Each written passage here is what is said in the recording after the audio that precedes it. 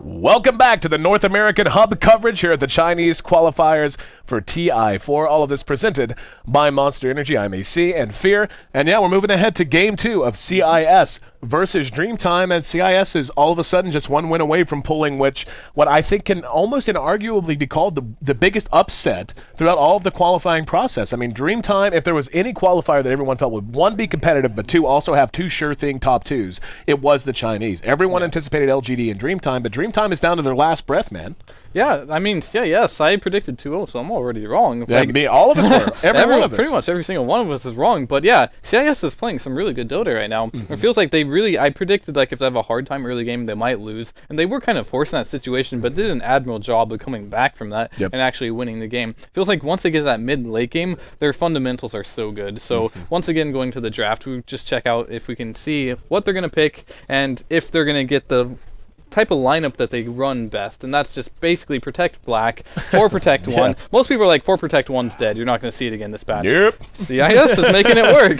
That's just black Dota, man. And really, it's tough to argue. I mean, the game has developed, not just the meta, but the patches and everything. The 4 protect 1 approach seemed to have died a very abrupt death a long time ago. But if you have the right player in the right situation and you're just willing to commit yourself to it, CIS is proving that can still be very, very effective in terms of at least extending games and giving yourself the best chance you have to win. If there is one weakness CIS does have, it's impressing their advantage, and we saw that come into play last game too.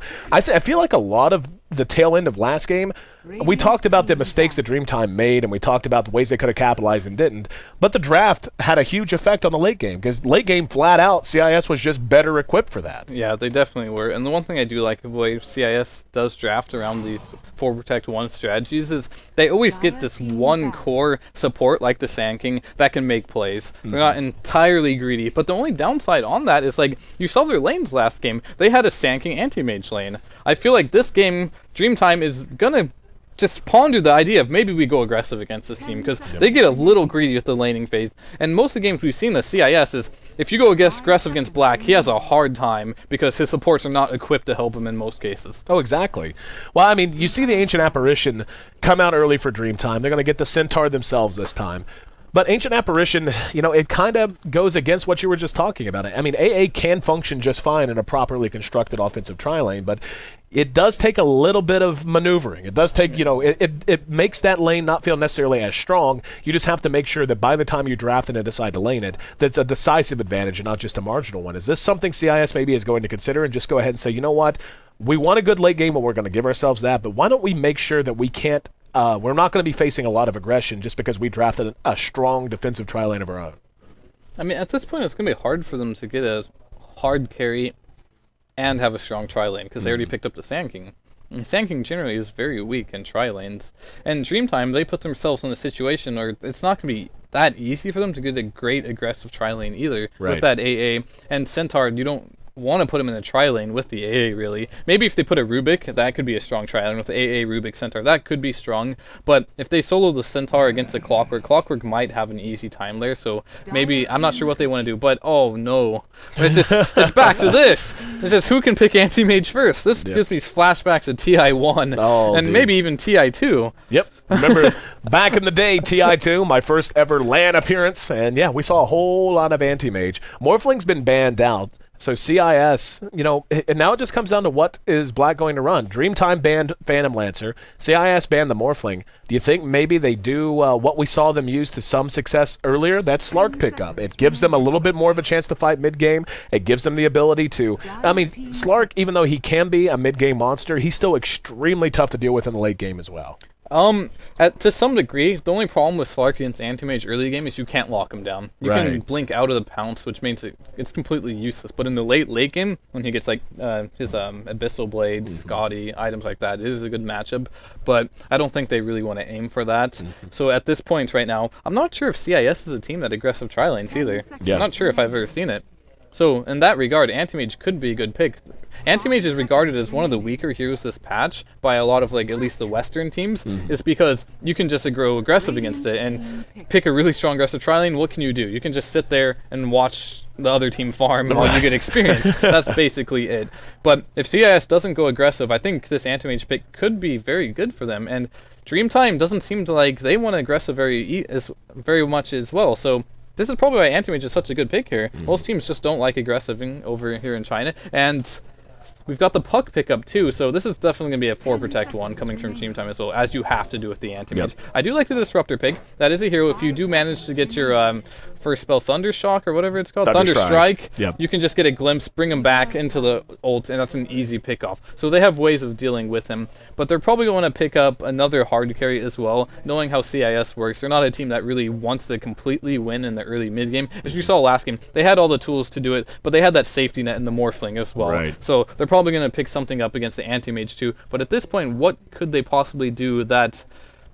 Who's going to be playing it? Black will be playing it as well. So, what are his options at this point? There's the Phantom... Oh, Phantom Master is banned, and the Naga. So Dreamtime... And Morphling. And Morphling. Yep. So CIS kind of banned their own hero against them, where Dreamtime, they definitely wanted this Anti-Mage with those 2 bans in the Naga Siren and in the PL. So their options are quite limited. They have to get a little creative here and maybe just go for a situation, just go aggressive, and they will not, and they're going to go for the Lone Druid. All right, so the Lone Druid pickup, that is interesting to me. You've got 3 heroes. I mean, Disruptor is an excellent hero for the most part until BKB start to come out. Then you really start to see him tail off a little bit. Lone Druid, the Clockwork gives you some nice reach. I don't know, CIS's lineup just feels a little scattered to me. It feels like there's not a whole lot of direct focus. There's not a whole lot of ways you can look at it and be like, okay, we're going to go from A to B to C to D to win. I don't really see that. It just feels like, okay, we're going to move around as much as we can with the Sand King and Disruptor. We're going to let Clockwork do his work as best as he can with this hook, and we're just going to farm the hell out of the Lone Druid and kind of hope that we get a tower advantage and we're able to pin the Anti-Mage up. But I actually like Dreamtime's draft a lot more here. The AoE potential is huge from Centaur, Puck, and Ancient Apparition. Coil, Stomp, Double Edge, Ice Blast, etc. Anti-Mage, if he can land a nice Mana Void, can even fit into that as well. I actually just feel like Dreamtime is just drafted really, really well this game. Yeah, as you're saying, their lineup looks a little scattered. I'm not sure how they're going to plan on laning this, because Lone Druid's a hero that kind of wants a one-on-one matchup, right? Always.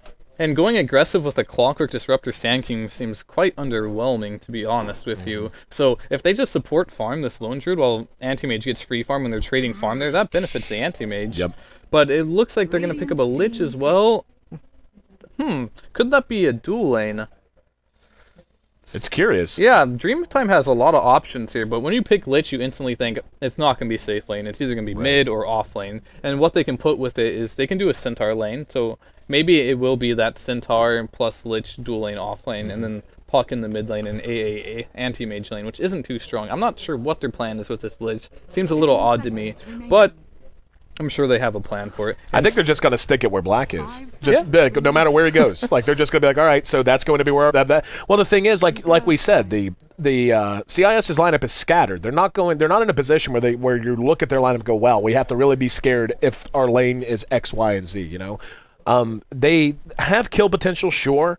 But for the most part, Dreamtime is just in a situation where they can totally set the complexion of the game just by putting Lich where Black happens to be, using Sacrifice to creep Equilibrium away from him, to make it more difficult for him to farm, to just flat out deny creeps. And the Anti-Mage is going to be fine just about no matter what. I don't see anything that really, and if worse comes to worse, if they do decide to do something crazy and aggressive tri-lane, then just putting the Lich, the Anti-Mage, and the Ancient Apparition together, not the strongest, but I don't really think CIS has any firepower that can actually match up with that to the point that it would be a win anyway, especially with Lich denying creeps. So CIS will finish out with a TA. All right, so they do have. I'm very curious to see how CIS lanes this. If they can get creative and roam around and give Black a solo lane, I think that is for the best and put pressure on that Anti-Mage. But it really depends on where this Lich lanes. How this laning phase is developed is where this Lich goes and how effective he can be, I feel. Just about ready to get loaded in. Once again, this is Game 2 of our lower bracket finals here at the Chinese qualifier. All of this TI4 qualifier action on the NA Hub, presented by Monster Energy. CIS enters this series, or this game, I should say, leading the series 1-0, and Dreamtime fighting for their very lives. This is the lower bracket, so the winner moves on to the grand finals, where they'll have a chance to win their way directly into the 16-team bracket at Seattle, or in Seattle, coming up at the International 4 in July. But one team, whoever loses, goes home with absolutely nothing. So complete desperate moment now for DT. I actually still really do like DT's draft a lot better, though. Yeah, and it looks like they're going to be doing that dual lane with Anti-Mage in the middle lane, which isn't too bad, which means they're going to have Puck A on top against Clockwork. They should have a good time there. So, I do like this laning adjustment from DT. It could shut down that TA. Lanes taking shape, as they do. Doesn't look like we're going to have any aggressiveness. Why don't we take a look at our lineup, see who's handling who. And we can see, beginning with CIS, it will be June handling our Clockwork. It's going to be Inflame on our Templar Assassin. Black, as mentioned, will be on the Lone Druid as anticipated. Ao, who played a very good Rubik last game. This time he'll be on the Disruptor. And Demons right back onto the Sand King. And Sand King by far has been Demons' best hero, at least from what I've seen in the qualifiers. He has always seemed to have success on that Sand King pick. We have a pause, but we'll go ahead and finish out the lineups while we have time. For DT, it's going to be Super. Playing on the Lich, it'll be Air. Playing on the Puck, Dreamy U will be on that Ancient Apparition, as we saw in lane with Super, and XDD on the Anti-Mage with In July on the Centaur. So, as the lanes, the way they look right now, who do you give the advantage to? Alright, let's see. What lanes we're going to have the Templar Assassin laning up against the Lich and the Anti-Mage. And TA can be deceptively strong here, to be honest. If he gets a nice side blades off, he can shut down this Anti-Mage. But at the same time, if they can bring this TA down, get a few mana burns off, either side can win here, so it's going to come down to how they play it. Top is going to be lost for Clockwork, as the Ancient Apparition and the Puck can force them out of lane very easily, and they can easily get kills in that lane on top of it. And Centaur, he's kind of boned on this bottom lane, to be honest with you. He's against the Disruptor, Sand King, and this Lone Druid. I mean, he can force a little experience early, but for the most part, it should be an easy lane for CIS. Especially when Black gets his Orb of Venom up in level 5, the Centaur's not even able to stand in the lane. So overall laning phase, I'm going to have to give it to CIS overall. I think they have a little stronger lanes, but they have a timing window. If this game gets to like 25 minutes plus, they're going to be in a lot of trouble if they're not already way ahead. How do you feel about Black on the Lone Druid? Like, I mean, like you said, the laning phase, it makes sense. But a Lone Druid is just one of those heroes who, I mean, he has TA to help him out, so it isn't as if he's going to be completely on his own in terms of damage dealing and trying to bring down heroes. But do you think he's going to be able to get enough work done early? To me, the tower advantage that a Lone Druid can give you is going to be of immense importance here. Just getting down towers early, pushing as well as you can early, especially with the aggressive potential and reach of a Clockwork and a TA, especially if TA goes a mobility item. If DT can weather that storm and just keep the Anti-Mage out on the field without a whole lot to worry about gank-wise, I think they're going to just completely get out of control. Right, and I don't know. For me, Lone Druid's a hero, like, he fell off for a reason for the most part, and especially against a Lich in these fights, like, the Chain Frost is going to bounce a lot unless you micro almost perfectly, so Lich was also a good pick against Lone Druid in that regard too. So we're going to have a hard time pushing towers against this Puck and Lich. Inflame gets his eye. On the duo lane he's going to be up against XDD. Helped out by the Lich and mid. In July, as you said, being zoned out pretty effectively. Looks like both of our offlaners honestly going to have a rough go of things. Yeah, but since they are running the Lone Druid here, that is going to keep Sand King in the lane and not in the jungle. So in its own right, that's a little bit of a win for DT. We can see Clock at top using Cogs as best he can. Inflame already knocked down to about half of his health. We'll have the bottle up and just about 20 gold, but yeah, the better get used to farming up on the enemy ridge here, Inflame. It's going to be tough for him to do much of anything with Sacrifice, constantly keeping the creep wave pushed. Right. For me, this lane was like, within the first couple waves would have determined how well TA does here, and she's going to have a rough lane. Like, she's not able to get the lane on her hill at all, and she's trying to drag creep, but at this point, she lost so much mana to that mana break. There's not much she can do in this lane anymore. We can see that the Centaur actually placed his first point into return, just so he could play a little bit more far forward. On mid lane, do they dive this? If they can get more hits, I think they might go for it. Yep, they're going to go for it. Blinking under the tower. One more auto attack. Maybe no, the bottle's there. And Inflame able to bottle up. Now they're in a bad position. They have to pull all the way back. XTD's even pulling creeps along with him. And Super will be able to slide back into lane. He's actually going to take a tower shot or two. No, just one. So they got aggressive, unable to get the kill, but still, like you said, just bullying this Templar Assassin around like hell. Yeah, that was a very timely bottle timing there. Saved her life, and if she would have died there, this lane would have been over. Illusion picked up by AA. Taking a look at our offlaners, let's see how their levels are doing, at least for the moment. You can see Clock is actually level 3, so even though he's not getting any CS or much of anything worth mentioning, he's hanging in. Centaur, though, not quite as good of a story. In July is sitting at just level 1, though he is coming up on level 2 now. Yeah, he's going to have a rough time in this lane, but as I was saying, it does keep the Sand King from going to the jungle, and if he does, he will be able to poke out and get some experience, but as soon as this bear gets level 5, this lane is actually just over for him, and he's only level 3, so he has some room to work with, but he's holding the lane very well, so he's going to be very low level on the Centaur, and that's going to be a problem for them. That's going to put a lot of pressure this game on Air to make space for this Anti-Mage, because he is the one taking all of the farm on the map, besides the Anti-Mage. Lane staying relatively quiet for the most part now. June actually does get some nice CS there using the Rocket Flare. Actually got some good experience too. I feel like June's actually having a great game so far. Inflame still being bullied. The Courier ferrying his crow back to the well. And wow, he's actually going to just die. Just hung around, waited.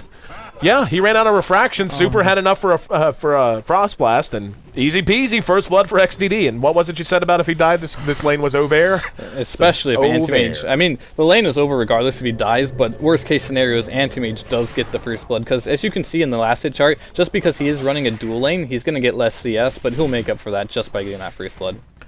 Kind of insane. I mean, it's so easy to underestimate just how powerful Frost Blast is. Like, you see a level 3 Lich, you're like, what's the big deal? Then you eat that right in the chin as soon as your refraction's down, and yeah, that's a tough death to recover from. 25 CS tops the board for CIS, and even though they lose in Flame, at least Black is getting good work done. You think he goes Midas? Yeah, without a doubt. Yeah, I think he needs to go Midas here, given the nature of the lineups and how hard of a time this TA is having. And she's not going to be farming much. She still doesn't have boots her at 4 minutes. Rune control is going to be totally in favor of DT as well. But this Clockwork on top, he's going to take a little harass. Do they go for this? They're going to be jumped upon. Silence with the Waning Rift. Couple of auto attacks, maybe. Don't know that he's going to be able to catch him and won't. We saw the Chilling Touch used there, but still not enough damage to bring him down. I actually feel like June is playing a great game. Yeah, he really is. Up at this top. And it's so important for CIS with their mid getting crushed. At this point, he's getting a lot of experience because it's a dual lane. Most teams like to do a tri-lane against Clockwork, because Clockwork can even abuse a lot of dual lanes. But this Puck AA is a little strong. If you get a little out of position, that's a lot of bonus damage with the Chilling Touch on ranged heroes, and Puck can even jump in and do more damage on top of that. But on bottom lane, Centaur, not the same story. He doesn't even have boots up. He has sentries, and he's only at level 3. So he's struggling in a major way this game. June, even aside from levels, though, he's only 6 CS behind the Anti-Mage. I feel like that's worth mentioning. So, he's doing all right. Yeah, he is doing phenomenally well. Up to level 5 with 600 gold. Yep. And now just turning around and playing right in his face. I mean, the Ancient Apparition is probably, level 3 at this point? Yeah, he's level 3. Yeah. So, leading a little bit of damage here, but, just trading it away for what he can, and he's able to creep skip as well. So, handy-dandy there. 6-minute rune, up in about 30 seconds. But that mid lane, TA sitting on just 8 CS. They have to get her in gear somehow. Yeah. The thing is, their lanes don't really permit for her to be, swapped anywhere for help, June might die on top now. He was waiting for that level 6. I think he just goes for this. Yep. And Air coming in actually runs into the cogs. It takes a little bit extra damage because of that, but we'll face shift the last one. But nice play there as DT manages to make it 2-0. This is what I was talking about with the TA as well. Even though she is getting shut down hard, whenever the Lich goes away, he can't farm against Anti-Mage. Even though the TA does have 9 CS, she has level 5, so she can just harass this Anti-Mage every time he comes up, and he can't even farm. Yep. So, if TA did have a better start here, she could have bullied this lane, but still, XDD is going to have a hard time farming here, not have total free farm at least. You think maybe they should have rotated a support from bottom into mid, or do you think it's worthwhile to just shut the Centaur down? I think shutting down Centaur is very important in this game, because it's going to be the tempo controllers that really make or break Anti-Mage play. Because if Anti-Mage is having a good game as you saw before, you can still lose all your buildings and be in a position to lose, but Anti-Mage can always come back. So looks like they're going to go here on Inflame, and he's done for. Super dead. Mana Void to cap it off. That's another kill going the way of Anti-Mage. So XDD off to a great start at bottom though. CIS led by Black and his big old Panda Bear, looking to bring down the Tier 1. They do have a glyph if they want to use it. Puck shows himself by throwing the orb, but doesn't look like they're even going to glyph. And yep, it's going to end up going down to Black. So Black, again, the big benefit here, he's at 50 CS at 7 minutes on a Lone Druid. You cannot ask for a better start than that, especially with a Midas first build. Yeah, he's well on his way to getting extremely farmed. But it's going to be that trade-off, the Lone Druid versus Anti-Mage trade-off. And Anti-Mage is getting kills in mid lane, so he's not caught up on CS, but net worth should be or a little ahead on the Lone Druid. So even with the 2 kills, he is getting denied a lot of CS from this Templar Assassin, just forcing him off of the lane here. And I think at this point, I think they should just make a lane swap, put this Anti-Mage on top lane, give him total free farm, and then you can just put the Puck mid, he can deal with it at this point, and you can start rotating around and looking for kills as well with this Puck instead of farming her. But maybe, it looks like they did rotate out the Centaur top and they put the Puck bottom, but I think it should be the Anti-Mage going top, but I don't know, it's team preference. Like, this Centaur got shut down so hard, it's not bad to get him some levels either, so it looks like they're going to go with that approach instead. Speaking of rotating around the look for kills, looks like it's going to be CIS taking the lead. June hit level 6, has his hook at the ready, he has 2 supports behind the TA in mid as well. They want to take a run, there's going to be a hook off the mark. And Super was as appetizing a target as they could have possibly hoped for there. He was standing completely by himself, nothing else around, and just missed shot on the hook, so a big missed opportunity that time. And what's also quite surprising for me at this point is Error, for having a total free farm lane, or should have had a free farm lane, is only at 900 gold at 8 minutes. This is usually your blink timing here, so, and plus he's rotated out of that, so if they can actually get a kill on Error here, their Centaur and Puck will basically be shut down, and they'll have no initiation here, which could be really worrisome for DT. Looks like CIS going to break back apart. I wondered if they were going to continue to pressure this mid lane just to make the Anti-Mage nervous and maybe force that lane swap and try to punish them while they were in transit. Instead, they're just kind of keeping things together. The Clockwork back to work up at top lane. And we can see Anti-Mage actually picks up his Perseverance. So even though he's not quite on the level of Black, his item progression is moving along. It looks like June has picked up his Ogre's Robe, or Robe of the Magi. I think that's what it is. Ogre's Robe, yeah, that makes sense. So, could be on his way. To Blade Mail, probably. Yeah, Blade Mail, could be on his way to a Blade Mail. You think Blade Mail makes sense? Yeah, it's a good item. It's good against Centaur too. If you do catch him with a double edge, he takes double the damage, which hurts him a ton, and they don't have a lot of natural BKB carriers. So Blade Mail makes a ton of sense this game. Black still just farming away. He's up to 2,300 gold. He's going to have a very fast Radiance this game, which is most likely what he will go for. I mean, if he wanted to go all in, maybe he goes for Assault Cuirass first, but we're going to have a smoke, and they do want to shut down this TA just to give some more free farm to the Anti-Mage. I actually really like a Radiance pickup. We'll talk about that in a minute, though. As DT, now they're going to go ahead and engage on Inflame. TPs are going to be there. He melts out immediately, but does end up dying nonetheless. Now let's see if they can catch a couple as they retreat. Hook off the mark again. They have to have better play out of June. Yeah, he was playing well in the laning stage, but his hooks have not been on the mark at all. He's missed 2 easy hooks so far, and that's got to be quite worrisome for them. But they're still in a good position. Air, he does have Orb up, and there's no hook. And what's his plan here? Just gonna TP out. Going back to the house, man. That's the plan.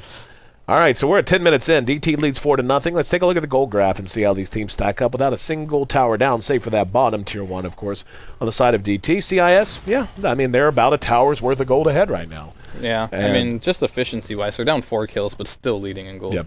And that's something, that's worth talking about. A lot of that does come down to the offlane matchups, which did favor CIS, but you know, farm itself isn't good enough. You have to be able to use it, and we have yet to see the good start that Clockwork had in a otherwise what one would have thought tough position really come into effect now. They have to get a lot out of him. Like their ability to pressure and keep DT they might glimpse here if they have just out of range. It looks like he needs that level 4 glimpse to catch him, or else they're not going to get him. They need the 1800 range.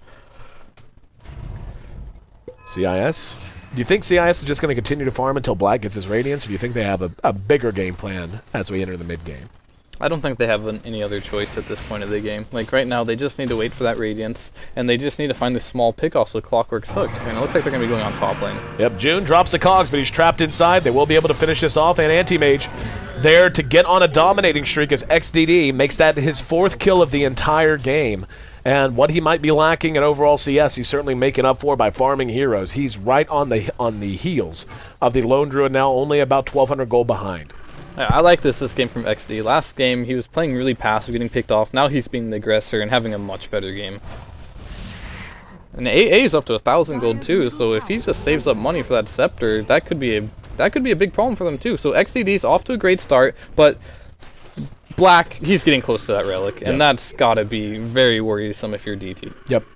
We're talking 12 minutes in. He's basically, at 13 minutes, he's going to have Midas Relic. Yep. That's huge. Like, just gigantic levels of farm. CIS, continuing to protect him. It seems like every time they venture out to try to accomplish anything, be it reactions, they say, okay, we're going to go make something happen in some lane, but we're immediately collapsing back down to black as they're just hinging everything on him. DT is going to look to maybe make something happen. 3-man smoke, double damage, will be spotted by Inflame, picked up and bottled. And let's see if they want to catch him. Yep, they're going to go ahead and throw the orb, so they give away their presence and get nothing for it. That was very interesting. They went for that rune instead of going for the kill on black. I thought with a, you just get the coil off in a chain frost. Black should die there with all those spells, but looks like they're going for round 2. Yeah. May as well. Hell, they still got smoke active on Super. Just now is it over. But Black wisely pulling back, and he should be able to make it back to safety. And all the while, the rest of the lanes, most notably the TA, are being left to their own devices and getting a chance to play catch-up. And TA is actually, look how close she is to Puck. TA is only about 700 gold net worth behind the Puck now, despite a disastrous early mid lane. So even though DT is leading 5-0, I actually feel like CIS is playing the early game much better at this point. Yeah, they definitely are. I would say the advantage is going to CIS right now. Everything is going in their favor. I mean, you have the anti-mage. He is farming, but his farm isn't even that impressive, to be honest with you. He's getting some kills, but he's getting close to his battle fury. He'll have it, 14 minutes, I'll probably say, which is pretty good, but Black's going to have his Radiance by that point, and that point of the game, CIS is going to be going for objectives. They have the TA, Roche will be easy, but I think they're going to want to knock down all the tier 1s. Maybe not the top tier 1s, but the bottom and mid tier 1s really quickly, and then they're going to try to snowball out of control from there. The tower battle, I think, going to dictate a lot. Both the Lone Druid and the Anti-Mage need a lot of space. Both are excellent at pushing lanes, keeping them pushed. And that courier is full of a lot of stuff, as it looks like. Yeah, it's going to fly out, and the Battle Fury should pretty much be done right now. How do you think CIS accounts for that? Do you just rely on your ability, your superior push, and where you are as a team, or do you actually dedicate a lot of resources to trying to kill the Anti-Mage? I mean, when Anti-Mage does get his Battle Fury, he can farm really fast, but one way you can deal with it is, don't let him into your jungle, so keep your tier 1 towers out. If he only farms his jungle and top lane, that's not even that much farm, and that's a lot of farm his team won't get either. So just try to get map control and not worry about it too much, and just limit where the Anti-Mage can farm. So far, and it's odd. We're at 15 minutes, and for the most part, the laning phase is still together. We haven't even really seen a big breakdown in lanes. We've seen some rotations out of DT, but they're rotating just about as an entire squad. And in the meantime, Clock's still in his off lane, TA still in mid, and Black's still farming bottom, even now splitting some experience with the Disruptor to get him caught up. Clockwork is in great shape. TA actually just about has her drums done, too, so she's bounced back admirably. AA Ultimate will be shot, Ice Blast connects, but not going to do much but force Inflame back for a moment. Yeah, and like you said, she's getting close to those drums, and that Radiance is, one more creep kill, and it will be in Black's inventory. One thing I want to note about Black as well, he's doing a really good job, but even though this tower's down, he's controlling the lane. He's allowing no DT players to come down here, get free experience or gold, which is limiting what they can do, and it's probably hurting their experience a lot. He just picked up his Blink Dagger on Puck, even though he was in the short lane with free farm, but they do have their 2 core Blink Daggers up right now, and they have to make this count. Whenever Black decides to join the team fights and start pushing, these 2 Blink Daggers need to be used perfectly for the initiation for the Chain Frost. Radiance Midas, Brown Boots, done in 15.5 minutes. Not too shabby. He's actually up about 1,500 gold overall on the Anti-Mage in terms of overall net worth, but this is where, I definitely feel like CIS is under the gun now. They're the ones who need to not just push towers, not just fight, but they need to make good trades. Otherwise, DT, as you said, has a tremendous ability to snowball out of control. But CIS does have a lineup that should be able to fight very effectively at this level as well, especially with the Sand King finishing up his Blink Dagger too. A lot of it just is going to come down to these big spell usages. Things like Chain Frost from the Lich, good epicenters from the Sand King on the other side, and so on. In mid, though, that bear just going to work on the mid tier 1. One thing we didn't talk about as well, but Lich Frost Armor is actually really good against this bear. Yep. It's going to slow down its attack speed and a lot harder for them to push these towers. It's going to buy even more time for the Anti-Mage. Yep, Stampede going to be using, going to go ahead and go for the catch. They got 2, got June and Black. A Ultimate's there, Static Storm, Kinetic Field went down as well. June's coiled, but that Ice Blast is still, Chain Frost is still bouncing back and forth. They lost Black, there's going to be a glimpse onto July. Demons looking to follow it up, but a bit of a win there for DT. They got the one hero they really wanted to get, but in the meantime, more importantly, XTD split pushing top brings out a tier 1 of his own. Big win for DT there. I was also saying they need to make a lot out of these Blink Daggers on Puck and Centaur. And as we saw with the Lich there against the Lone Druid, you just shoot the Chain Frost at him, and it's just going to bounce between him. He moved the bear away from him, but kind of sold out Clockwork there, and then ended up getting Clockwork killed as well. Right. So it's going to be hard for them to group up if the initiation's there for DT. DT snagging up a very early Vlad's on the anti-mage now, so being on the dire side makes sense. They'll prioritize Roshan anytime they get the opportunity to whatsoever. CIS is still yet to post a single kill in this game as well, so feel like this might be the moment the wave starts to break a little bit. DT, it seems to be building up quite a head of momentum. Right, yeah, I really felt like that first push would mean a lot for CIS, and it was disastrous for them. So now they have to be feeling like, all right, I have this Radiance, maybe we'll go for the push again while the ults are down. They'll probably get this tier 1, but going into fighting the other tier 1 towers is going to be much harder when the ults get off cooldown. Yep. June has to hit his hooks. Yeah, that too. I feel like June and Demons in particular on the Sand King and the Clock, they need to make things happen elsewhere to free the map up so they can push these towers. Now would be a good time. They're actually, nope, they didn't see it. They're looping around behind the tier 2 and tower, mid. Though. Yeah. And DT moving into the jungle. No one's home, though. They're just going to loop around him. This could be disastrous for CIS if DT gets the jump here. They won't expect this. Looks like they're going to go ahead and move on into lane. Here they come. Through the river and up the ramp. There's going to be the A ultimate. They knew where they were. Now they're going to come back in. CIS in some trouble. There's a good hook that time. Down goes the kinetic field in the static storm, though. This could be enough to turn this around, and it will be. There's that support play we knew they had to have. Puck and Centaur both down. The rest of DT has to run as the AA already shot his ultimate. Has very little else to contribute. Most importantly, though, they kept Black alive, and in the meantime, the TA stops the push from XDD. So they get on the board finally. And that, you know, when you look at the end there, at the metrics, not the biggest win for CIS, but the fact that should have gone against them, but it didn't, that in and of itself is a pretty big win. You were talking about that Demon Sand King. Yeah. That was insane. Like, Centaur blinked in, stunned on top of him, and that was an instant Bro Strike before he get the double edge. Would have instantly taken out the Disruptor. Yep. And Disruptor got off all his spells there and turned that fight. So that was just incredibly fast reactions from Demons there on that Sand King. Demons is one of the best Sand Kings you're ever going to see, and we saw it come into play there. Now, Inflame has to spend his meld just to stay alive as the mana break, doing a bit of damage. June's up there with him. Let's see if they want to take a run at him. Don't know that they actually could. It will be spotted by that Observer Ward as they run right by, though. You feel like CIS is doing enough at this moment, or do they maybe need to get even more active? That was decent for them, but they need to get these tier 1s down, and then they need to get the tier 2s down. If they start trading, like if they trade that tier 1 top and lose the tier 1 bottom to, for example, that will not be in their favor whatsoever. So trades is not what they're looking for, but it looks like that may be what they're going to get. This bear being an absolute nuisance in mid. In July, if you're going to get the hook. And here we go. Stampede's going to be used down at bottom. Hook in. And they managed to secure a kill on Puck that time. CIS moving well up at top. They're also pressuring that top tier 1. And guess what? It's vacant. Really nice sequence of events there for CIS. Not only do they get a fairly high priority kill, but they make just enough space for AO and Black to head top and bring down the tower. And in mid, our Observer was actually keeping an eye on it. He actually brought down the Lich and the Ancient Apparition to half health each just by running the bear in circles around them, basically. Like, they couldn't do anything. They just didn't have the damage to even touch it.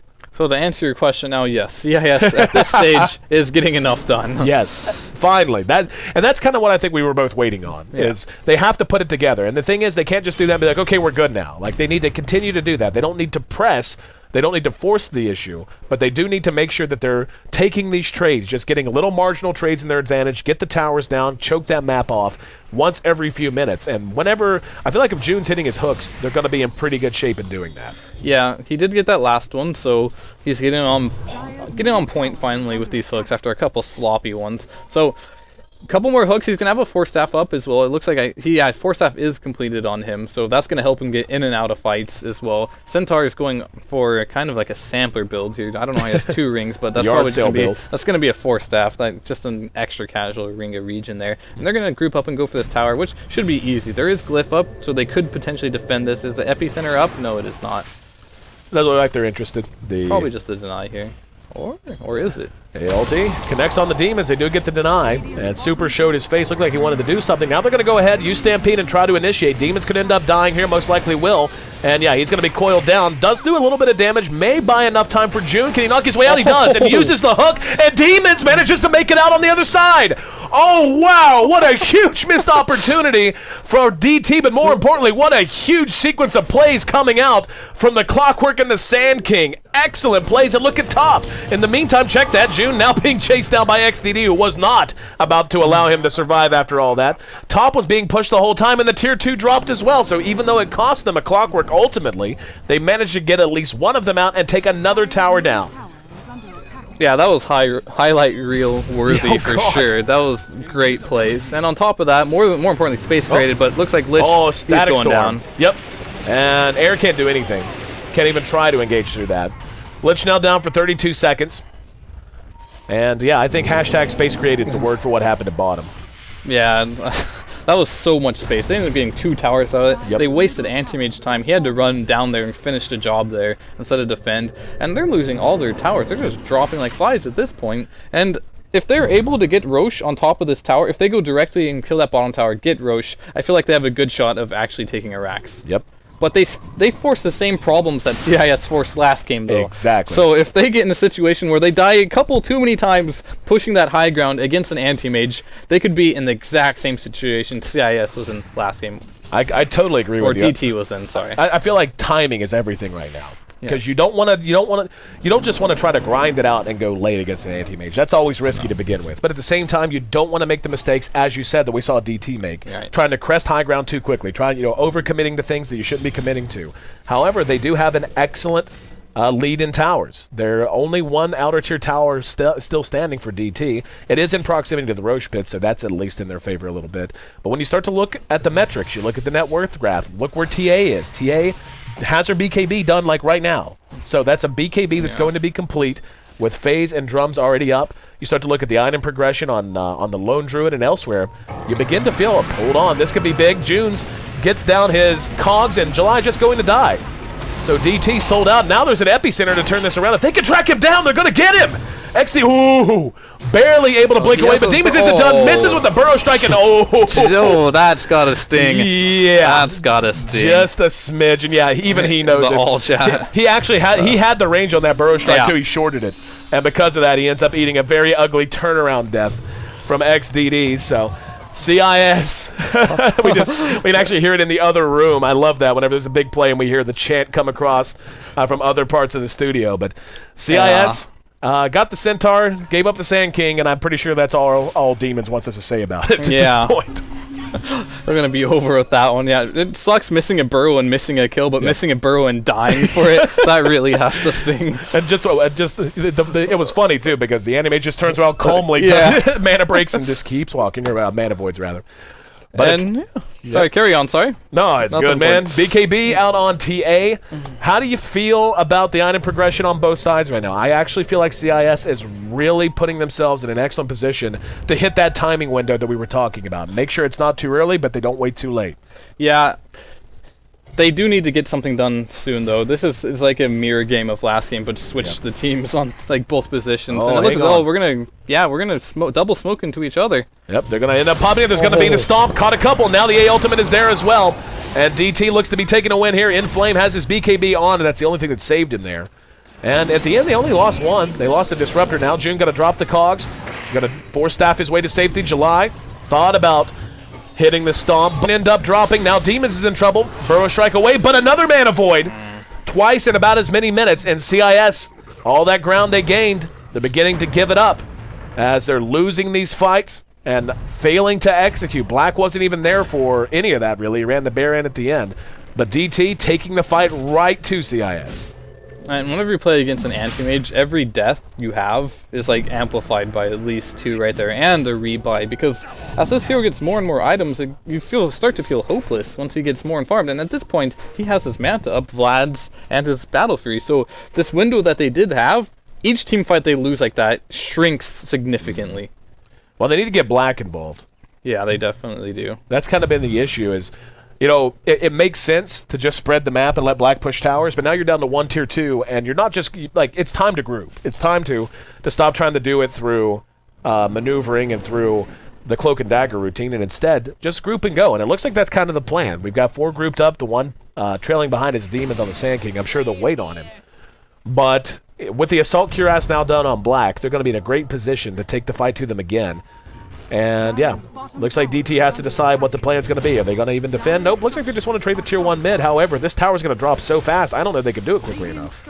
I think they'll send people back. They'll make the trade. I'm pretty confident in that. But after that, they're going to have to go back and defend. And I think Antimage is going to sit mid and just split push as long as he can without having to come back and get as many towers as he possibly can. But it looks like, no, they're all going to back up right now. Are they going to smoke up here? Wow. They're all just chilling up here. They might take a lot of base damage if they don't make up their mind. Yeah, that was kind of the thing. He got glimpsed! Oh, huge glimpse, sends him all the way back, and that's going to be a tier 3 down for free, and now they're moving on to the racks. They have to fight this without Centaur. He has to hoof it all the way back over. CIS with a huge opportunity here. They need to make sure they don't overcommit. Here comes the Centaur. He's actually spotted by June. So June cutting him off, and the Ice Blast is actually shot at just the clock. It looks like they're going to be happy to just take the tier 3. And no, they're moving back in. This is, again, what we saw last time. Will be an overcommitment. XDD is there. There's going to be In July comes in. BKB already activated, though. The bear could end up dropping. That bear's so damn tanky, though. Mechanism picked up on Lich in the meantime. And XDD eating a lot of damage. And he is going to be able to make it back to the fountain. But, once again, that rack's just being pounded by that bear. Bear with about 200 HP, going to get some good damage done, slowed down by the Ice Armor used by Lich. There's going to be the Chain Frost, and that should be enough to force them back out. In fact, we see a kill from Puck, and now they might get In Flame as well. Overstay, ooh, Refraction. Could not have timed it better. They're going to chase this out. Ice Blast on the way again. They should, nope, Epicenter's going to actually go out, and he's going to catch 3 of them with the Burrow Strike. Clean up 2 with it in the meantime. Now that bear resummon and going to work. XDD being blocked a bit as they're trying to just make space. July comes in, catches June. Waning Rift from Air silences him as well. He will end up dying to auto attacks. Air with a triple kill, but now In July has to run. There's a gem on the ground in the meantime. XDD going man mode with Black. Has help from Puck. Has to blink out now. Puck leaves as well. An insane fight. The drug out, and in the end, just a tier 3 down, some damage done to the racks, but nothing permanent. And it looks like a big exchange that leaves us right where we began. DT still hanging on. Yeah, that was a crazy fight. It was like, at first you're like, okay, DT's gonna, or you thought CIS is gonna take this, and DT gets a great initiation on top of that. Then CIS brings it back, and Black ends up just going mad mode against 3 heroes and winning the fight. But this is Syllabare's strongest point in the game right now. So I worry a little bit, like, them not being able to get the racks there was a big deal. Granted, DT was really sloppy there. They just basically let their tier 3 die for nothing. Yep. Pretty much nothing at all when they could have been back, but they needed to get a lot of work done there. I'm not sure if it was enough. It may have been. I think it's a really close game still, regardless. Yep. I think the next fight's going to tell us so much. Yeah. The next engagement, they got the tier 3. Super's actually caught here in the river. And yeah, he's trying to run. He uses the mechanism, but he should be cleaned up. Demon should have another Burrow Strike. Nope, I'm just going to glimpse him back. And he is moving quickly because of the Stampede. He will make it away. Now there's a coil. Let's see if they want to have any follow-up. Looks like that was purely defensive, though. They had a little bit of personnel in the realm, but obviously 5, higher number than anything they could have fielded that time. In Flame moving into the pit with the bear now. Anti-Mage already knocked it down. Looks like XCD just wants to split push top, and yeah, they're going to concede this Aegis. That's a big deal. That's really a big deal here. Is anyone going to steal it? No. AA was just, he was chilling there. I don't know what his plan was. He thought he was a spectator, I guess. Oh, he had a Force Staff. He was going for the steal right there, but Clock smelled it out and just took him down. They can't really push too much because Anti-Mage is in their base right now. They're going to have to fall back. So this is the pain with Anti-Mage. It's like you get a lead, but you can't really do anything with it because you have to deal with your other lanes. Yep. And he's up to 4.4k gold now. And I feel like once he gets his next item completed, whatever it may be, BKB. It's going to be BKB. It's going to be very hard for CIS to fight into it. Except for I don't really... BKB is good this game, I feel. A lot better than it was last game. Yep. Mainly because of the Disruptor and the Sand King. What do you think the timing window should be for CIS? Is now go time, or do you try to wait it out, maybe one more big item? I think they should, whenever they get the opportunity, they go. And whenever they can find an opening where their lanes are pushed out, they should go for this Rax. Because at this point in the game, when you get your Syllabare with the Vlads up and the Assault Cuirass and the Radiance, that's when he's strongest. He doesn't get too much more strong than that. So he might get a Basher up or something like that, which will help. He's not terrible late game, but he will not stack up to Anti-Mage as further on this game goes. And we're getting to that stage where Anti-Mage 31 minutes becomes kind of a big deal. Yep, 35 to 45. That's his wheelhouse.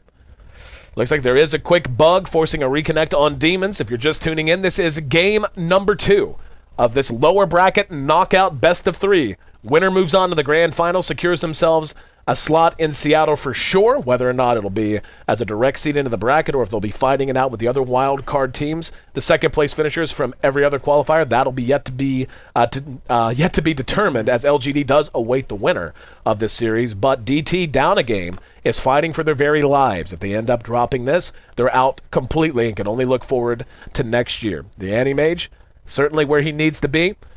The Lone Druid, though, right there with him. And I think we saw, that last fight at the Tier 3 bottom drug itself out fairly well, but like you said, it was kind of sloppy on both sides, if we're honest. A couple of big plays from CIS really saved them from that being a complete loss. And DT, I almost feel like there's an element of me that feels like they won almost in spite of themselves. Yeah, overall, it was like some pretty great Dota from both sides. It was really entertaining to watch. The Sand King got a triple stun on top of the Epi, cleaned up 2 instantly. Then you see 3 people trying to kill Black, and he just man's mode and almost kills all 3 of them. Yep. So you thought CIS was going to win the team fight at first just because they got the free tier tower, then DT cleans them up, but somehow Demons comes in with the Epi, then CIS wins again. They're just seesawing around, and at this point, I'm a little worried for this next push. Like I said, we have to BKB up on Anti-Mage. Centaur has the BKB money as well. He can build that, or he can build a Halberd, which is also very good against Lone Druid. You put it on the bear, does not do damage for around 4 seconds or so, and we are getting close to that Hex on Puck, where I feel like the only significant items you can be picking up at this point for CIS moving forward is whatever you can grab on your TA at this point. Right. Like the items on Sand King, he has what he needs. Disruptor's a Disruptor. His skill set is basically the hero. Yep. And Clockwork doesn't get too much bigger at this point either. Yep. So DT has all the items that they need right now, and if CIS doesn't make a move right now and take the next Rax, I feel like it may have been too late for them. They may have missed their window. It's like we were talking about. There is a timing window on both sides. Anti-Mage is strongest 35 to 45 minutes when he's well farmed, and he is well farmed. Not as well as Black, mind you. Black has been an absolute monster on that Lone Druid this game, but then again, he did go Midas early on as well. But yeah, CIS, I feel like we're hitting that convergence point where the windows overlap and both can fight like hell, and just how each team performs and their execution when we see that overlap is going to Flame will be getting on the bottom, and is he going? That's the Nagus down. Yep, that's a huge waste, and they're going to Chilling Touch here. And yeah, it looks like they're not going to hang around any longer than that. That's actually a big deal. The fact that CIS lost that advantage at this stage of the game is pretty gigantic. Yeah, they needed every little advantage they could have to just take a Rax down right now, and they just lost one of them right there. And they can no longer siege with the Templar Assassin there. She blew a BKB charge on top of it there, so it's down to 7 seconds. But I don't think they have a choice but to try and go again. Yep, they kind of have to. Deja vu all over again, man. This is almost exactly how Game 1 felt. That's pretty much how all Anti-Mage games play out, to be honest with you. Right. Just try to end the game, and if you can't do it, you lose. So every time you see Anti-Mage, you're going to be seeing this situation for the most part. How about the influence that Ice Armor's been having, by the way? It actually has been making quite a difference. Yeah, I think that Rax would have fell bottom if it wasn't for Ice Armor. Yep. It makes a huge difference against Lone Druid in particular, slowing that bear down. There's only so much attack speed you can stack on Lone Druid. You can get the Mjolnir, you can get the Assault Cuirass and the Midas. Outside of that, there's no other item to really buff that move speed on the bear. And he does go for the Basher, so at this point in the game, Black is as farmed and as strong as he will get. He will only get weaker from here on out. And that has to be a little worrisome, considering this TA's farm is not impressive at all. I'm a little shocked, actually, that CIS backed off of all that. Like, it's so risky for them to extend the game, for all the reasons you just named. I mean, TA, she didn't go Midas or anything. She didn't go with that kind of build that's going to just let you scale well to that, especially whenever you are a little bit behind. She's right on par with the Puck, which isn't the end of the world. It's not saying she's terrible, but we can see Desolator should be completed now as well, or very close to it anyway. Just it's so tough to call. CIS needs picks, I think. They need to get aggressive. pick someone off and then try to push off of that. Yeah, as you're talking about through the draft, CIS is not really a team that likes to push their advantage. No. And they kind of draft themselves into a situation where, or DT forced them into a situation by picking this anti-mage to push an advantage. So, could have been mind games. They could have been noticed the same thing. This team doesn't like to press their advantage. Let's just get an anti-mage and take it late game against And them. ban every other carry. And ban every other carry there. Yep. And DT, they're in a good position here. And CIS is forced to do something that they don't really want to do as a team. Yep. This is going to be make or break. Deso is done on the TA. And they need something wonderful out of their supports. They need either a big epicenter with big burrow strike, or they need a very nice hook. They need a 2 or 3. Nope, never mind. They're just going to need to pull back again, I suppose. This, I feel like they're beating themselves at this point, to be honest. Like, you have to be willing to commit and try to take something right now. The anti-mage is not going to go away. He's not a problem that's going to solve itself. No, he's definitely not going to go away, that's for sure. And on top of that, like, they don't have the heroes to deal with it, so... Yep. I don't know. They're just a team that does not want to force anything ever, and unfortunately, they kind of wanted to build that safety net with the TA to be like, okay, we can take it late game, but she's not up to par on the farm because of the rough laning stage. Yep. So, DT playing the game how they want to. That's a big pick. The hex now yeah. out on the puck. Like, that actually, I feel like, is crippling to them. That'll allow them to get pickoffs quite easily. Yep. I would like to see a Halberd up as well. It is so good against Centauri. I mean, the Syllabear. Yep. I guess that would be a little imbalance if Lone Druid had a mini Centaur. I'd play him every game, dude. Yeah, no Every kidding, game. right? And it looks like they're going to find a puck. They hexed the bear, but weren't able to pick it off, so... I do believe you can coil the bear as well, and if it runs out, it does get stunned. It's even worth it just to kill that bear once, because come late game, every bear that you have on cooldown is quite crippling, to be honest with you. It's equal to a hero in terms of Yeah, it gold. basically is. I mean, Black's hero is irrelevant. Everything he has is on his bear. Yep. XTD moving into the enemy jungle and doing work. And I feel like CIS is almost... they have this kind of... Their movement and their decision-making almost feels kind of panicked, doesn't it? Like they react, but they're always coming in. It's like, okay, he's over here, guys. And then they send, too many people in. And then he's gone by then, and the map's spread back out, and you're on your side of the map, and you're having a hard time moving after that.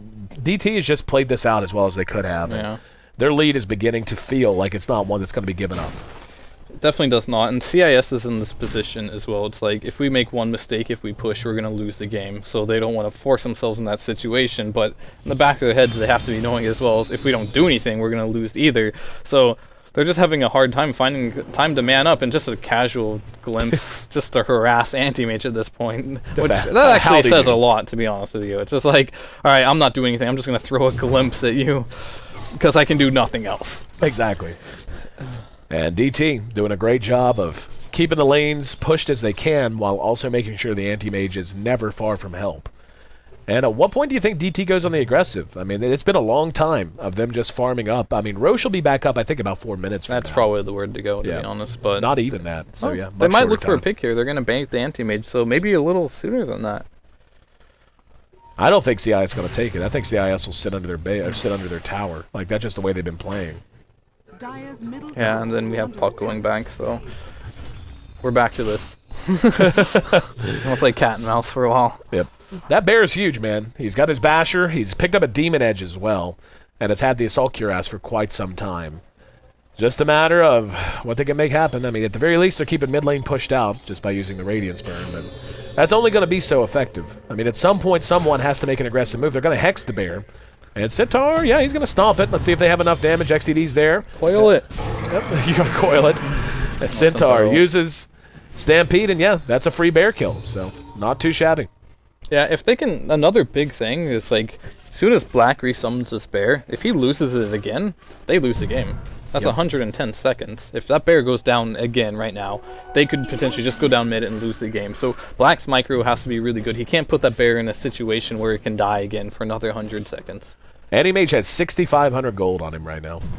Yeah, and he probably will go for either the Abyssal Blade or Butterfly build. If he goes for a Heart, I'll be shocked, because that's just too many defensive items for him. He needs to start doing damage at this point, or be able to lock things down so he can do damage. So his next item is going to be up relatively soon, and did he see demons just go by him? I guess not. But they just kind of passed by, and we're in for a farm game at this point. Next Roche, see you then. Yep. Roche should be back up, thankfully. Coming sometime soon. For now, everyone's just kind of playing Minecraft, dude. They're hitting creeps and building stuff. Well, and yep, about a minute and a half now for Roshan. Yep, just farming. Yeah, exactly. It's like, I want to contribute more, but I already beat it to death, like exactly. what teams need to do. Anti-Mage is good late else. game. Lone Druid needs more items. TA needs more items. Done. Roshan. Oh, bear. Can they get this bear? They might actually be able to get it. This is something big that couldn't have happened, but it is only 35-second cooldown, so... Still, that still just means he has one bear again. Yes. So he's going to have one bear moving into time for Roshan. And, yep, a minute until he can resummon. And if they play their cards right, if they timed it perfectly, they could just go mid, take a tier 2 tower for free, and it looks like they're going to go for it. So this all comes down to how well you time things, and timing a Lone Druid bear down to the second is kind of hard, so I'm sure they assume it'll be up soon, and it will, but it'll be one more bear. And that also means next team fight, if they can just focus the bear down, where's CIS's damage? TA is starting to get some damage. She has a demon edge up. She's actually farming a lot better than I thought she was. Yep. She has a demon edge up, 1500 gold on top of it. They're all anticipating this butterfly pickup from the anti-mage, and I think it was a little silly from anti-mage to pick it up so early without seeing the next items on the Lone Druid and the TA, because that butterfly essentially is not going to do anything for him with 2 MKBs up. Well, the Roche pit should be our next major battlefield. I was just kind of looking at the lineups and thinking about it. Both of these teams excel at coming in on a team that's already stationary. But neither of them are all that great at like standing still and then dealing with being initiated upon. So if you're DT or CIS, I mean, it's going to be risky to me just getting yourself into the pit, let alone trying to set your heels and get ready for a fight. However, who do you give the Roshan, the overall Roche fight, just in terms of pure composition and abilities? I can't help but favor CIS a little bit just because of the power of Kinetic Field and Static Storm if they can catch one or two. I can't give either team a favor because at the same time, AA plus Chain Frost is also very huge around the Roche pit. So I think it comes down to execution. And the ping outs do go. We do have a rocket going to scout it. Will they be able to defend it in time? Yeah, it looks like they'll be here in time, so this will be our Roche engagement. Alrighty, this could end up determining the outcome of the match as a whole. DT in the pit, and now being forced out. Caught 3 with the side trap. There's going to be a hook, and got 2 that time. Got In July as well as the Ancient Apparition. We see In July makes it away behind that. The epicenter goes off as well. But Anti-Mage is doing work. Demons could end up dropping here and will. In the meantime, though, XDD's in trouble. He does manage to Manta out of that. Turns around, throws out the Mana Void, but it doesn't matter. Just doesn't do enough damage. Inflame being saved by his Refraction for the moment. Now chased down by the Anti-Mage again. Buyback comes out on the Ancient Apparition. Black is still up, and the Bear's still chasing XDD. Behind that, In July comes in, 4 staffs ahead, and does end up getting off the double edge as well as the stop. XDD, will he survive? He's alive for a little while. There's going to be the Chain Frost, and XDD makes it out by the skin of his teeth. Less than 300 HP at one point. Air now being pursued by Inflame. We had buybacks aplenty on both sides, phase shifting. That last auto attack, now he's going to blink ahead. In the meantime, though, the pit is the domain of DT. XDD doing the damage. They're not going to be able to get there in time. That's going to be an Aegis for XDD, or I would imagine it'll go into his inventory. Yeah, he's gonna pick it so up. That's an Aegis, a Roche win for Dreamtime, and what could be the camel that breaks, or the straw that breaks the camel's back, as that could end up sending us to a game 3 when all's said and done. Yeah, I think they need to use this Aegis very quickly because Anti-Mage has 6.2k gold on him. He can buy a new item, but he can't because of this Aegis. So I think they should force this issue as fast as they possibly can. Yep. Try to win the game here, and if they lose the Aegis, that's good for them at this point because then the Anti-Mage will be able to pick up his last item, and they can keep pushing. So looks like Anti-Mage is going to start pushing down this lane. Black is down for 10 more seconds. He does have one bear yet again, which is not the best situation to be in as a lone druid, but it didn't even matter that fight. His hero was the only one that took a spill. Gonna be a glimpse, I heard it. Not yeah, sure. just a casual glimpsing again. The harassment glimpse. Yeah. AM clears the last standing outer tier tower at 43 minutes. So at this point, all the racks is still standing. 1 tier 3 is down. That's on the side of DT. but momentum heavily in the favor of DT. Pure late game, as we're now coming up on 45 minutes. Walk me through the matchup of Lone Druid and the Anti-Mage, because it looks like that's what it's going to come down to. Well, there's TA in the mix too, which is like the X factor for the most part. But TA had to rebuy there, so until she finishes that Monkey King bar, she can't actually hit Anti-Mage with that 35% evasion. But once she gets that, and if she gets a Daedalus on top of that, which means the game would have to be prolonged for at least another 8 more minutes, I kind of would give the advantage to CIS if this TA gets really farmed, but I'm afraid this game isn't going to go too much longer with this Aegis pickup. And like I said about this Anti-Mage, he's at 8k gold right now, and he can't use it. So for the love of God, just throw yourself into a building right now, lose the Aegis, do some damage, and then get your next item. Yeah. Oh, they're going bear hunting. It's bear season. It's bar season, son. Let's see if they can catch him. There's going to be the Hex. Stampede was used as well in July there to follow it up. And this is his last bear, if I'm not mistaken. Yep, they're going to get it. Yep, 40 seconds until next bear is up. This is where they just run down mid. Just sprint mid as fast as you can. Yep. Even if they do so, that actually looks to be the plan, as they are absolutely beating leather in the mid lane. But chances are Black will have his bear, but more importantly, it's just the last one. I mean, if you drop that bear again, once he does have the resummon off, it will be GG. Yeah, it's right at this point, like, you got 15 seconds to do whatever they want, and they probably think it's a longer cooldown than that, so I hope they do. That way they get more aggressive instead of back up, because right now is the time they should push their advantage. Just get in there, buddy. Now, of course, he's going to blink out. But they're going to wait for that next bear, maybe go for a gank again, but it will be up, and you have In Flames pushing the bottom lane right now, so unless they make a move quickly, they're going to take some damage. The Rax is exposed on bottom. Yep. Like I said, they are going to move up. Cogs go down, knock him back. There's the bear going to work. Now they're going to get the stomp off on the bear, though. He is force-staffed. There's going to be a kinetic field that catches a couple, and Demons came in to do what he could, just not enough. June now pops his own BKB, as In July and XDD survived that quite easily. And this is problematic. They used their Static Storm that time and got next to nothing out of it. The Rax dropping, and yeah, if they can actually just buy enough time, they have to kill him twice, though. He still has the Aegis. Actually got the bash from the bear, now unable to blink away. Loses his Aegis. Back at the base, they did manage to force TA back, but not before she got the damage done and got another bash in the follow-up. Can they chain this together? Yes, they do manage to bring him down, and he's down for 100 seconds now. So CIS on the warpath, as they somehow weather the storm, survive through an Aegis, keep their racks up, and the racks at bottom actually didn't end up dropping. No. That's kind of a big deal. Yeah, the TA went back instead, which was a good call. He did kill the Anti-Mage overall. I think he probably cut off the range racks and came back. But they forced the rebuy out of Anti-Mage, but Anti-Mage, on top of the items he just had, just completed a full heart sitting in his inventory. And at this point, he's basically maxed out. But the big deal is there's no buyback on him for another 5.5 minutes. Yeah, Anti-Mage without buyback, and this is the situation you don't want to end up in. What they got out of that was negligible. Like, they invested a lot into it, got nothing out of it. And CIS has to be feeling pretty hopeful. I mean, the last 10 minutes or so, really, has been a whole lot of Anti-Mage just farming, and anytime they tried to engage, things not going their way. They lost that Roche fight. They ended up giving up the Aegis, but now they have to feel a little bit reinvigorated. And knowing that, the Anti-Mage, he bleeds too. They can bring him down if circumstances line up. Just much more difficult now. That heart, again, quite a game-changing item. They're going to engage on the M-Flame, and he'll be pulling back. He has Demons there to help, but they're going to go ahead and sell out for it. A-Ultimate on the way. Demons caught by the Ice Blast, and In-Flame in trouble. And this is a huge pick for DT. Demons is hanging out over in the woods, but they're going to get In-Flame for free. And yeah, all he can do is Burrow Strike away and TP. They got a BKB charge out of that as well for no real reason. Not sure why he popped that. He was dead. And his rebuy will be up in 10 seconds, but he's not going to be able to finish. His item progression is just halting at this point. Like, he's not able to finish this Monkey King bar. They should force this rebuy out of him. And Black, he's pretty much, his bear is maxed out at this point. He can get an Abyssal Blade on it, I suppose, just for some more damage, and if he does micro it really well, he can move it to his hero and Abyssal, then transfer it back as well. But this bear doesn't get too much stronger at this point.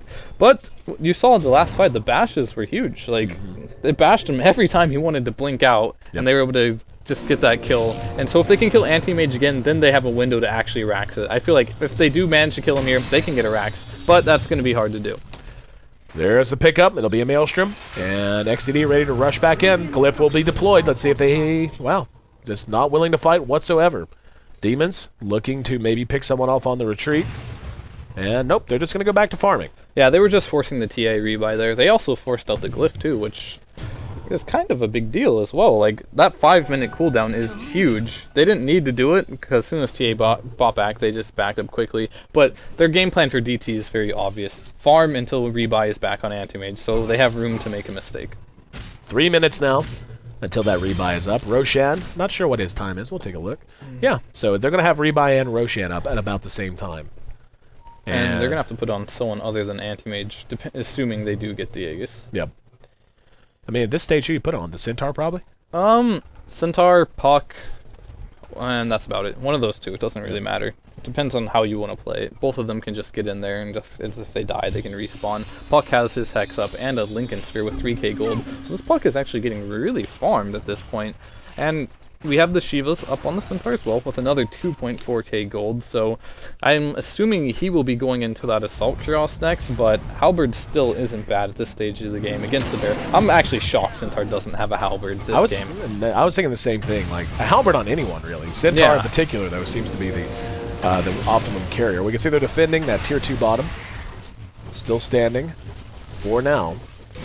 If they get 2 halberds, that'll open up so much space for Anti-Mage to do what he wants in these fights. Like, you just double halberd the Bear, and that's going to almost like 8 seconds of him not being able to do anything, which means Anti-Mage doesn't get bashed, doesn't get rooted, and that's super important. And they think there's some rat Dota going on, and they're kind of right, just they shot at the wrong area. Demons hiding out in the woods, and yeah, trying to do what he can, but I mean, if you're in CIS's shoes right now, man, what's the game plan? Like, do you just hope that you can pull it off in Roche and turn it around, or is there an overall kind of approach you're taking for the next 5 minutes? I don't think there is much they can do. They can just hope DT comes into them and Anti-Mage dies again without rebuy. But for the most part, they're just playing defensive right now, and they're just reacting to whatever DT does. They can't really get out and push because Anti-Mage farms so fast, they just always have to deal with their lanes being pushed out. But the next Roche, maybe they can get a smoke out, and I don't think you can kill that Centaur, but unless they get a hook. He might have the range. He shot it and missed it. So, nice effort there, but came up a bit short. 51 minutes in, and both teams just biding their time. Roshan going to be almost certainly the next major battlefield. And XDD is gigantic. Basically, bots is all he needs, and he's done. Then it's just all about the buyback gold. The TA has never really come online. She's actually less farmed than the Centaur and the Puck right now. Yeah, I'd like to see him just get rid of that BKB and get an Abyssal Blade, to be honest with you. If he can just get on top of Black with an Abyssal Blade with that amount of items, he can pretty much kill him or get darn close to it with a little bit of help. But he's having a hard time keeping heroes locked down, and on top lane, are they just going to run by? Yeah, Demons is just rat-doting. Oh, he's going to get caught. Yep, spotted him that time. He's going to be hexed, down to half health. They kill thing, get it. They're even going to coil him, and he's going to try to get away. Burrow strikes back in, just trying to do anything he can, but he's down for 75 seconds now. Does he have buyback? Let's check our buyback status. He does. Yeah, I mean, there's a lot of rebuys up right now. Yep. The Puck has it. Lone Druid, Centaur, Clock, and Sand King. So he's just playing really cocky, just trying to buy some more time. These last 2 games have been very similar. It's unbelievable. Roshan and the Anti-Mage rebuy coming up roughly the same time. Roche will be responding in mere seconds. And looks like DT knows it as they're going to move in. Take a look, and there he is. And there's a rocket on the way too, so both teams well aware of just how do they go about getting in and positioning themselves for the inevitable battle. In the meantime, Anti-Mage manages to bring down that last tower at bottom. Puck's actually picked up a Dagon, and we're going to see him continue to skip Halberd instead going with a Heart. Dagon. Yeah, alright. Alright. I mean, a high level of Dagon is pretty good at bursting down the Bear, I suppose. I would have liked to see... What would I like to see on? They already have the Shivas. I don't know, it's okay. I don't hate it, but a Halberd would have been good on Puck too. I'm actually just so surprised they don't like Halberds on Team DT against the Lone Druid here. It's even good against TA, to be honest with you. It lasts longer against ranged heroes, and that's going to be a free Roche. Yep, they didn't even contest it. You think that's the right call? It's going to be hard. No, I think they should have tried to defend, but they were doing it meanwhile while Anti just split pushing, so it was very hard for them to actually get in the pit without taking a lot of damage elsewhere. So they're just kind of choked in their base, like I said. There's not much they can do, and it's up to DT to make a mistake and just kind of throw their lives away. The way both these teams are playing, they'll do a lot of things, but they're not about to make a mistake, most likely. Yeah, and Centaur's on top, looking for Demons again, or the Clockwork. But does he have enough follow-up? He does have the puck with him, so yeah, I think they can burst him, but... June making a run for it. We'll be able to make it away. Bit of a reaction there, to put it mildly. But at this point, their tournament lives on the line, their international lives on the line. Both teams not about to take much of a gamble, and that one hero pick could be the determining factor. We can actually see DT now up to the largest lead of the entire game. And it looks like this one's going to be going at least an hour, if not longer. Maybe. We'll see what they do with this next Aegis. And I don't think... I mean, Anti-Mage is up to almost 10,000 gold, for the love of God. So, he needs to do something right now. Like, he's not getting any stronger. He's just collecting money. He has a rebuy and one other item on top of if he had space for it at this point. So, DT wants to win this game right now. And they're going to try to do it if they can get the positioning. But CIS is just... They're just splitting the map, so they don't have an opportunity to go, to buy more time for this TA to get more farm. Hey, dude, Lone Druid's got 12 slots, Anti-Mage has 6. GG. Make it last. And now they're actually going to catch him out. They're going to get the root as well. Here comes In July to reinitiate. Demons does end up dying, and now they're going to fight this out finally. Cogs go down, Black in some trouble, but he's very tanky, able to survive XDD, has his BKB wear off. Chainfrost still bouncing around and doing damage, by the way. And the bear actually ends up dying to the Chainfrost. How long is it till he has a He has one now. He has one now? Okay. So he's down to one bear because of that last bounce from the Chainfrost. And let's see if DT is ready to try and close the coffin. Cresting high ground, XDD up front. 10K on him. He actually doesn't have boots of travel. I guess if he wants to buy them, etc., he can. But the kinetic field not doing a lot to stop him from hitting the racks. Here comes Demons are going to come in. He actually Mantis away from the meld. And yeah, they're just going to go ahead and back, it looks like. I think what they came for. One Rax, they're going to have to defend bottom. It is pushing, so they don't really have any other play but take that one Rax and back up and defend. But I'm thinking at this point, I'm not sure why they chose to push mid instead of bottom, considering it is exposed, but I think that'll be their next. And Sand King does get a kill on AA. I actually wasn't even looking at that, but he goes down. AA got caught, and I think June caught him with a hook on the retreat, actually. It looks like they want to capitalize. 5 on 4, they're ready to go. Yeah, and he has AA ult. I mean, he has rebuy on AA, so. About 60 seconds until another resummon is available for Black, so conceivably, if they decide to commit here, could be caught without a bear if they bring it down quickly. Lone Druid actually picks up a Scythe of Ice himself. How do you feel about that? I like it. I like it a lot. Just put it on your hero, more disable. Not too many things you can do for you. Inflame. BKB's through all that. Here comes XDD going to work. Kinetic Field actually catches XDD. Now they're going to turn around. There's going to be the Burrow Strike. Can they get the bashes? A lot of damage being done. Makes it to the high ground. BKB up on June as he's up there trying to chase him. In the meantime, the Centaur trying to span the mountain will get a stun off, and TA ends up dropping. Epicenter feels like it's doing nothing. Like, absolutely shrugged off by DT. And this should be a one fight for them. Black did manage to make it away. Demons. Oh, he had no rebuy. Nope.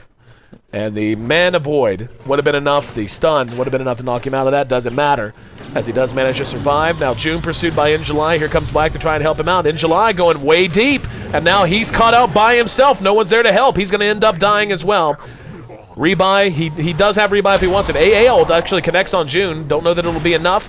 XDD going to Manta out of the root. Now continuing to chase down Demons. Has that haste rune. Will be able to peck away at the bear a little bit, but finally looks like he's ready to back off. So, weird sequence of events. CIS lost the fight at the enemy tier 3s, but they end up getting the Centaur in the back of it. Looks like XDD just going to rotate top and push there now. Yeah, they've got TA down and Centaur down, so they don't even really have an advantage when it comes to pushing here. The bear is still up. I feel like this not having a basher is hurting XDD so much. He's had so many opportunities to lock down like the bear in particular and just kill it when it's on cooldown, but he can't do it. Kinetic Field's there, down go the Cogs, and he's going to be able to blink out. Here comes the Chain Frost. That's going to bounce at least a little bit, only twice. And XDD back in. He's actually hexed out. There's the bear and the hook to follow it up from June. They have to time this up just perfectly. No, he does manage to make it out. Mantis and blinks away. So every time it looks like XDD is going to be left out to hang. They manage to get him back to safety. Air's just going to die for free and give up his Aegis. He's going to be coming back. Nope, never mind. Static Storm off, but Kinetic Field's there, and yeah, just blown up. That's actually 1,100 gold picked up by Lone Druid that time. Had no idea he was actually on that level of a killing spree. But, yeah, looks like the game rages on, man. I can't believe at this stage, at an hour in, we still have overall 4 Tier 3 standing and only 1 racks down on the entire map. Yeah, I mean, they are whittling slowly at the base here. Does Puck have rebuy? No, Puck does not have rebuy, actually. This is 60 seconds where they have to fight without Puck. This is a huge window for CIS. They have Basher, all the heroes up. Basher and Abyssal just came out for Animation. Thank the Lord here. He did. What did he sell for that? Battle Fury. He sold his Battle Fury. Okay, so it's going to be hard to push out waves, but they already have a line of rack, so it's not really a big deal. But he desperately needed that Abyssal Blade up. And CIS, I think you should really go for this, guys. Yep. Like, you will not have a better opening this game. I really doubt it than 50 seconds on that Puck. But I guess they don't know that he has no rebuy. So it is a gold thing, and it's not a timer thing, so they can't know for a fact. It's hard to know. So just playing it safe. TA actually picks up a Mask of Madness. That's interesting. She's got her MKB up, and we know she wants to be able to bring down the anti-mage whenever they do get locked down, be it a bash or anything else, but that seems a little basically selling out completely on the anti-mage at this point. Basically what that means is she doesn't think she's going to get another item this entire game, and she's going for the most cost-effective thing to fight right away. Right. But I don't like it at all. If she pops that and anti-mage jumps on her with an Abyssal Blade, she's just going to die with that 30% damage. Yeah, she's just going to die, so very risky item pickup. But if she can sit in the back and hit the anti-mage without getting focused, it'll give her a lot of bonus damage. All right, so trolling is like trolling. Wait a sec, does that even work with Desolator? I'm about to find out. Yeah, it does. It does. Yeah, she doesn't. I was gonna say reach. if it works with, if it works with Impetus, it should work with Deso, right? Not necessarily, but okay. She gets one of the two effects. So she gets no life leech, but she gets the Desolator effect. Got it. Good to know. Trolling aside, like, the gold count is going higher and higher and higher. I mean, it's simple math. Like, Anti-Mage, like you said, he's been at his peak for a while now. Maybe now with the Abyssal, he's a little bit better. But that Lone Druid still has a lot of slots he can fill up with stuff. At what point does that really become, like, a huge determining factor, if at all? I mean, in theory, the 12 slots is a lot, but I don't think I've ever seen a 12-slot Lone Druid win a game, so... I mean, you were even casting one at TI, Burning's Bear, 12-slotted, so... Oh, yeah, I remember it. Same situation for the most part. Like, you get 12-slotted, but it's kind of underwhelming, to be honest with you, because you don't really do that much. And he's going for items like Hex and stuff, instead of, buffing his own hero up with more damage, like getting a Butterfly or Basher on his own hero. So more utility. It will come into play, this game, but I think more than anything, I feel like this TA had to be the one that had to take control late game for CIS, because the Bear has done all that he has possibly could have done this game. CIS still holding the line. DT looked like they were threatening and ready to make a run, but instead they pull back, and the game extends. Roshan should be coming back up again shortly. Yep, it'll be, looks like about 2 minutes, 2 or 3. So, probably just going to wait out another Aegis, man. Settle in. I hope you packed a lunch. Unfortunately, I did not. We've actually got food sitting right outside for us, too. Finally, Anti-Mage does pick up his Boots of Travel. And Daedalus now done on the Lone Druid. And it's hard to believe as it is, the gold and the experience graphs are actually getting closer to 0 instead of widening out at this point in the game. Yeah, I mean, I was wondering when he was going to pick up the Daedalus instead of that Midas on the Bear, and it looks like it will be now. That Bear hits like a truck. He's kind of crushing. Yeah, he's huge. And if you can get the... I don't think he's been transferring the Mjolnir to his hero, but he doesn't have space. You should just get rid of that magic stick and just put the buff on your own Bear. It's significant, the Mjolnir buff, and then put it back on the hero. It lasts a long time, so it's not too hard to do. And it looks like we're in Smoke Town now, but can they actually get this Anti-Mage? I don't think so. I really doubt it. Unless they lead with the Hex, with the Bear, that's their only opportunity. And it looks like it's just a smoke, and then they're reconsidering what they were actually doing and just falling back. The old scout up your own lane smoke. We don't feel comfortable walking out to our secret shop, so we will smoke as a team and head that way. And run in circles. Exactly. When in danger or in doubt, run in circles, scream and shout. Oh, and he does see a ward, so he's going to deward that. I mean, small victories at this point. Hang on, Anti-Mage a little far out, Oh, he's actually going to be caught with a Hex. Can they follow it up? There's going to be the Kinetic Field and the Static Storm. He uses his BKB, and he is able to blink away. Unable to get anything. They'll lock him down any further, but XDD, at the very least, they force a BKB usage out of him. Roshan should be coming up right about now, by the way.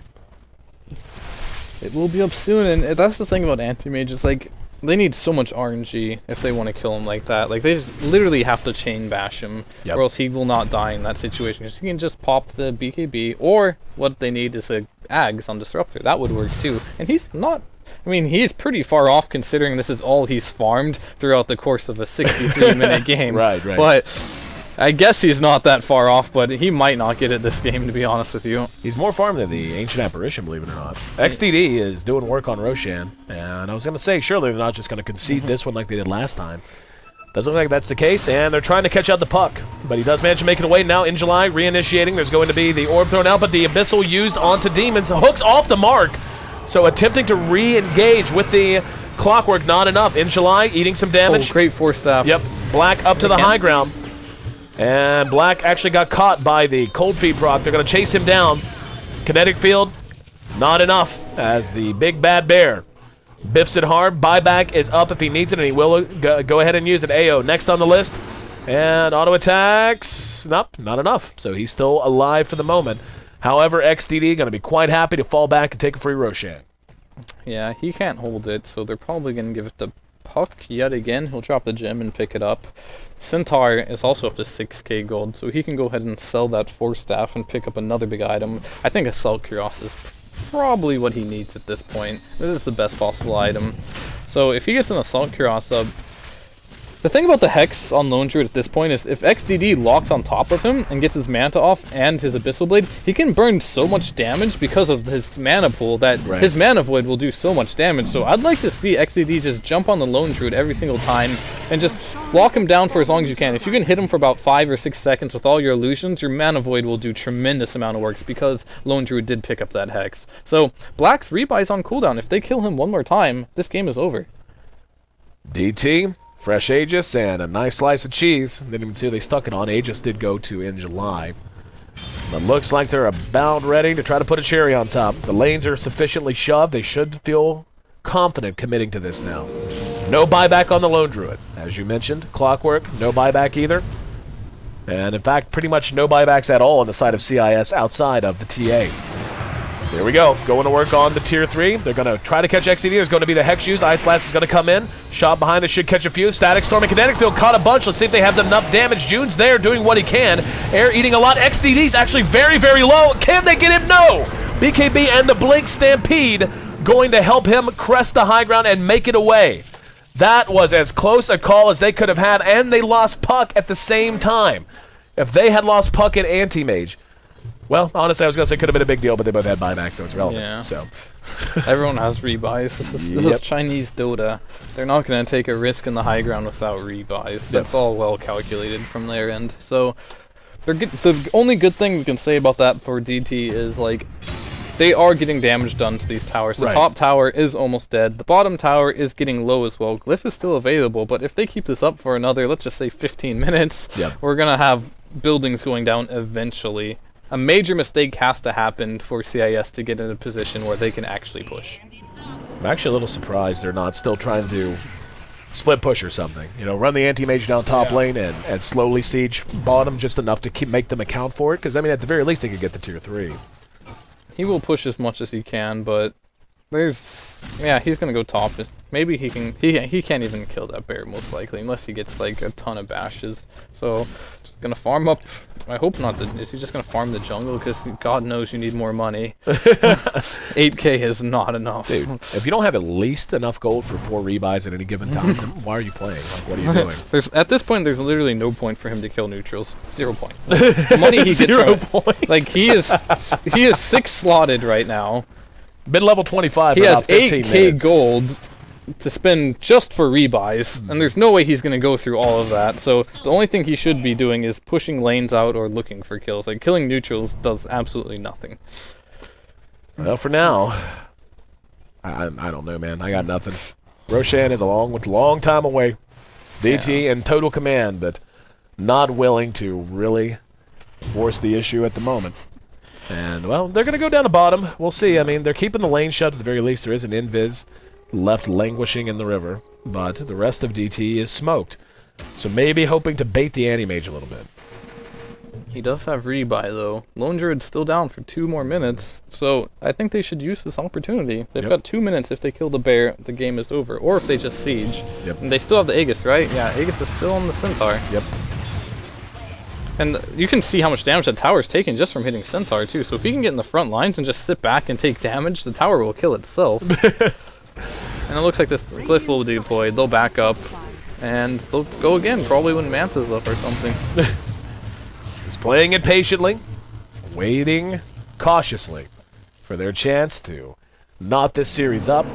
By all accounts, seems to be their game to win. July actually got bashed, but not going to overcommit, and Anti-Mage will be caught out. He's going to be caught in the Static Storm and the Kinetic Field. June's right there with him. Can they trap him in? Will he die? No. Yeah, Actually, yes, he is down for 2 minutes. Epicenter was there, but it's almost irrelevant. They got the coil off, but the Anti-Mage is forced to buy out. So, buyback now on cooldown for him. The Aegis is still up for DT at the moment. They're trying to engage on the Black. Now, Black doesn't have buyback for a minute, and he's going to go down for good. He's down for 60 solid seconds, and this should just about be that, one would imagine, as they finally clear out this bottom set of racks. And with Black having no buyback for, again, another minute, Inflame next on the list. Air's there to help out. And Demon's doing what he can, but at this point, what he can ain't enough. July will have the Aegis popped off of him finally. June trying to make a run for it. They're just trying to buy time, but in mid, there's actually a glimpse that brings back XDD and it allows him to get another kill.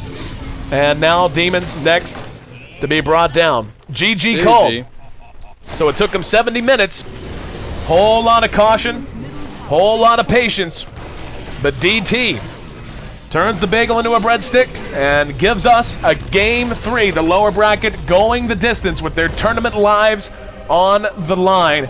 And even though it took a while, honestly, by the end, it very much was DT's game to win or lose. Yeah, it was. There wasn't much CIS could do at a certain point. Like, for CIS, they had an opportunity where they could win the game, but 1 or 2 team fights lost, couple pick-offs. You got in a situation whenever you play against Anti-Mage, you can't really do much outside. Like, your lane's always pushed in, and DT just had it from there on out, and there wasn't much they could do, but just hope DT made mistakes, and DT did not make enough mistakes. No, well, I mean, even the few they made, they were just so patient in every other phase. Yes. And, you know, it's like you watch and you look at the metrics and the goal graphs, like, this game's over. But DT made sure it was over before they actually did anything. Guys, you're watching as well as us. Long one, but a good one. Yeah, definitely. Turns out Centaur is a pretty late-game monster as well. No, At the end there, 4,000 health. Yeah, Shiva's heart walked up, not a care in the world, made the space for the anti-mage. I think really nice play from the Centaur overall as well. Yes. He was split pushing lanes the whole game along with the AM and sort of let them get to where he was really relevant.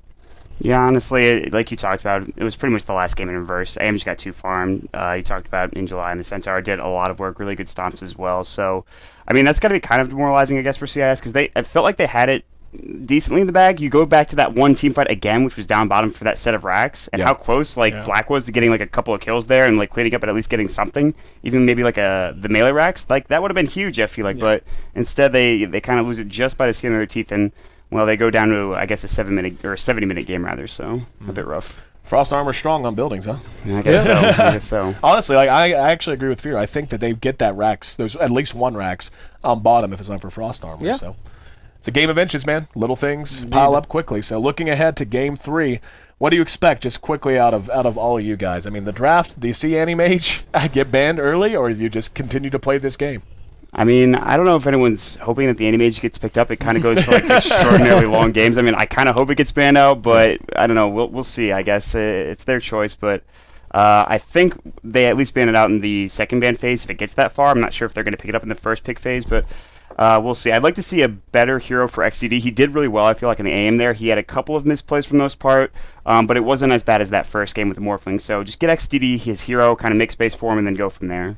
June had a really bad game as well in that Clockwork. A couple of missed hooks to start things out. Didn't really have the early game impact. And it's not a hero that scales well late. If you're going to be picking it, you have to be hitting hooks around 15 to 20 minutes and, you know, really enabling those pushes. But we didn't see it happen. And so I guess going into Game 3, hopefully June's going to be on a more comfortable hero because he definitely seems to need it.